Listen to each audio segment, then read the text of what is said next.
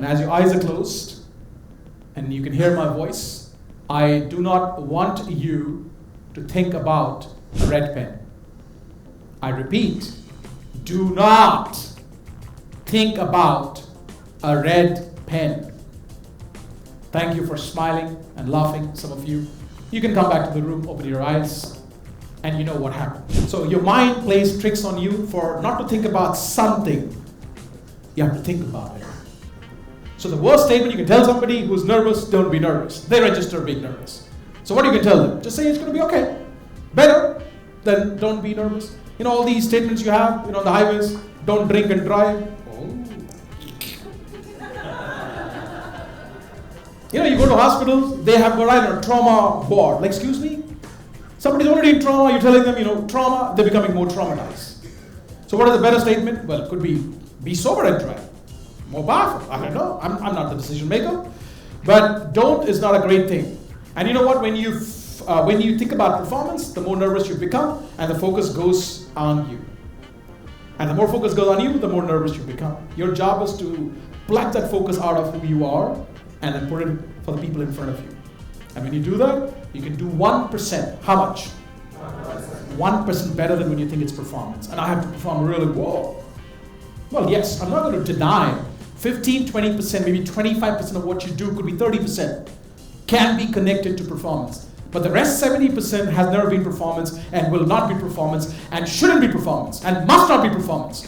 Because the more you think about performance, the more you become yourself, and the people are able to get what you're willing to give it to them, okay? How many of you here, you came in and you are not just thinking about becoming a great communicator, but you're damn committed on this journey? Okay, then I'm going to give you a progress step. What step? Progress step. And I say, progress by millimeters, not even inches. And some people, or a lot of people, you like to call it homework. I hate homework. And I'll explain you, in maybe 1 hour why. I like to call it progress step. So this progress step would not have any accountability, so for most people you won't do it. How? You're so sure? Because I've been doing this for 13 years, you will just skip it. For maybe 1 or 2, 3 people you will do it, and this is what you need to do. When you finish this program today, if you're with me in VIP, after that whatever time you finish, 7 p.m., 8 p.m., you need to go on a date tonight. Look at the earning and saving, they didn't have enough funds. God bless our neighbors, they're from Nepal. They gave some personal loan to my family, and they also gave the biggest thing, which I'm giving you today, is encouragement.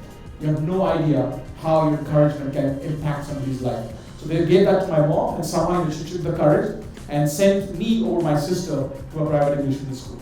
Obviously, the biggest reason was we didn't have enough funds, so she has to choose between both of us. Another reason was, that she's a female, I'm a male. I'm not proud of what happened, but I'm grateful it happened, because otherwise I may not be able to claim myself an international speaker and use the language I'm speaking right now. So we had a lot of financial challenges living in a one-room house, but it was not my challenges. I had food on the floor. I had a couple of clothes that were given to me by my neighbors.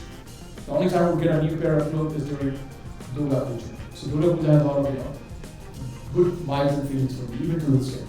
No matter where I'm in the world, I feel the vibes of Durga Puja. So I was sorted, when it came to clothes, food, and that one-room house my father was renting. My challenges were different as a kid. I was a chubby boy. So I became a target of being laughed and teased around by my peer group.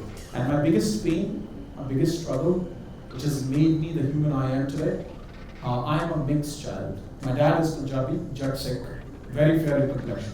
And my mom, she is Bengali, very dark in complexion. And I'm a fusion of North and East Indian. And I grew up with the understanding of people around me that there is something wrong with me as a human being, that I'm not pure enough as a human being. And all these voices which was given to me over a period of time of 10, 12 years, it became my voice. That I'm a dull, dumb boy, good for nothing. I cannot make a difference to other people's life. Maybe nobody likes and loves me. And maybe I'm just a weight on planet Earth.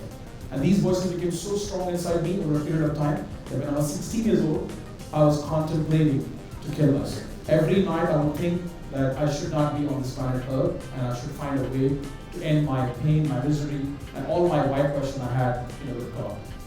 So I watched some Bollywood movies at my neighbor's house, and I figured out the easiest way to commit suicide is to cut my nerve in the middle of the night when everybody's sleeping, And when they wake up, I'll be gone. So I figured out, this old-fashioned razor blade, kept it next to my window, and this dark pitch night, when everybody was sleeping around me, I caught hold of that blade, and I was, telling myself to just press it.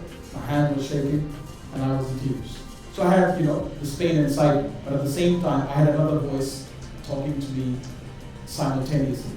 We all have that voice. It's the voice of fear. It said it will pain a lot, and a lot of blood will spill out. So maybe you can do this. And you know what? Sometimes procrastination can be good for life. Sometimes.